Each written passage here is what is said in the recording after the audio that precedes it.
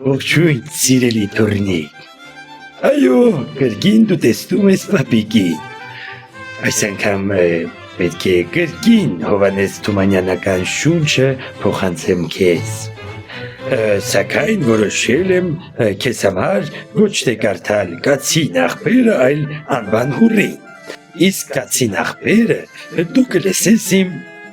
հաջորդ տեսանյութում։ Դե ինչ։ Անվան հուրի։ Լինում է, չի լինում, մի կնիկ։ Այս կնիկը մի աղջիկ է ունենում, անունը հուրի։ Մի ծույլ, անշնորհք աղջիկ, որը մինչև իրիկու պարապ-սարապ նստած։ Բան ինչ կանեմ կեղտոտ է, բամբակը կորիզոտ է, մաստակ պիտի որ ծամեմ, կտերը տիտի կանեմ, անցնողին մտի կանեմ, ուտեմ խմեմ, մտնի քնեմ։ Հարևանները անունը դնում են անվան հուրի, մերը աղջկան գովելով ման է գալիս։ Լիդրը գզող, լիդրը մանող, համ խճճող,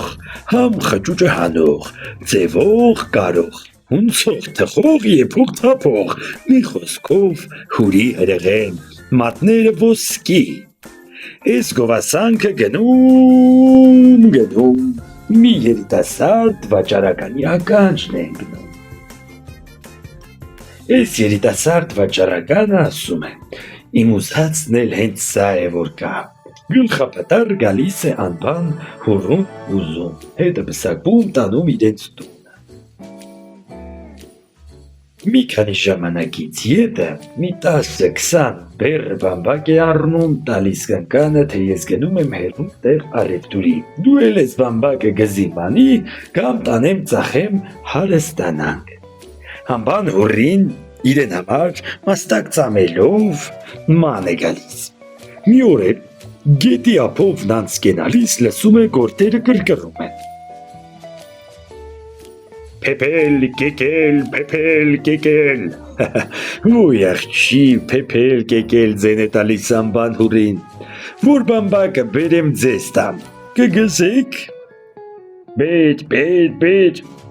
անվան հուրին ուրախանում է, գնում է բամբակը կրում, բերում ածում գետը։ Դե գզեցեք, մանեցեք, մի քանի օրից ետ կգամ, մանածը կտանեմ, որ ծախենք։ Գնում է մի քանի օրից ետ գալիս։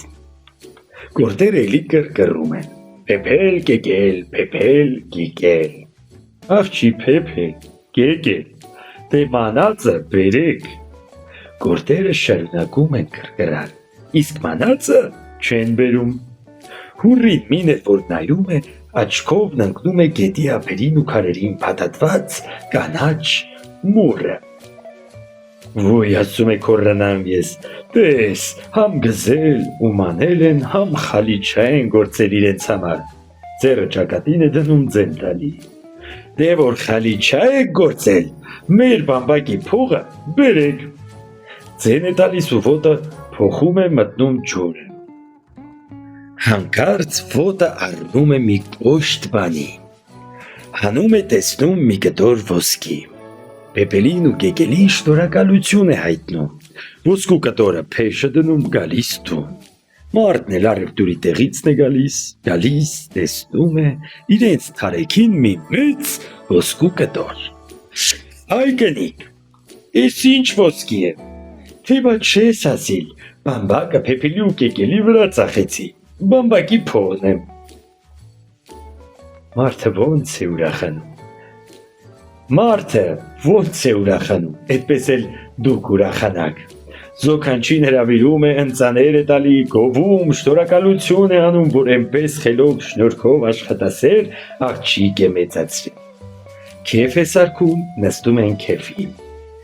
Զոքանչը խորաման կին է լինում։ Իմանում է, թե բանը ինչպես է պատահել։ Վախենում է փեսեն էլի աղջկանը գործ անցնի ու գաղտնիքը բացվի։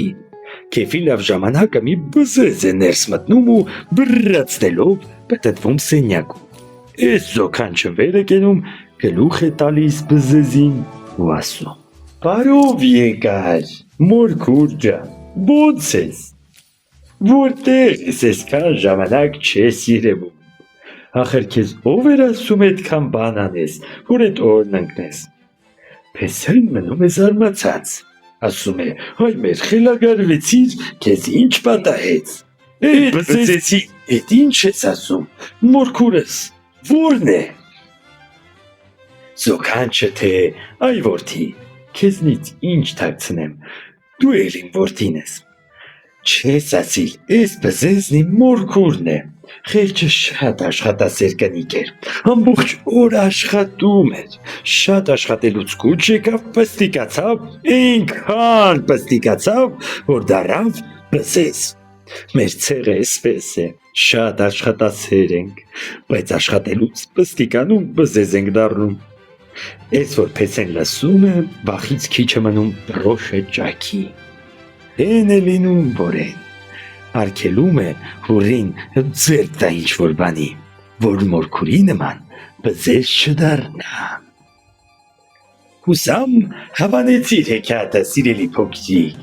Դե ինչ, դու պետք է խելոք լինես, ընկերասեր, բարի, հավատաս հրաշքներին, որովհետև հրաշքները կատարում են, երբ հավատում ենք դրանց։ Եվ իհարկե բղիկ ինգերեսնամակներ, որովհետև ամանորը շատ մոտ է, ես պետք է հասցնեմ հեքիաթ կարդալուց բացի, քեզ բերեմ նվերներ։ Գուցե դու քնած լինես, գուցե դու ինձ չտեսնես, սակայն ես քո նվերը կթողնեմ տունածառի տակ, կամ բարձի տակ։ Որտեղ ես ուզում։ Պայմանավորվեցինք, հենց այդպես էլ կանեմ։ Դե ինչ սիրելիս, մինչ նոր հանդիպում։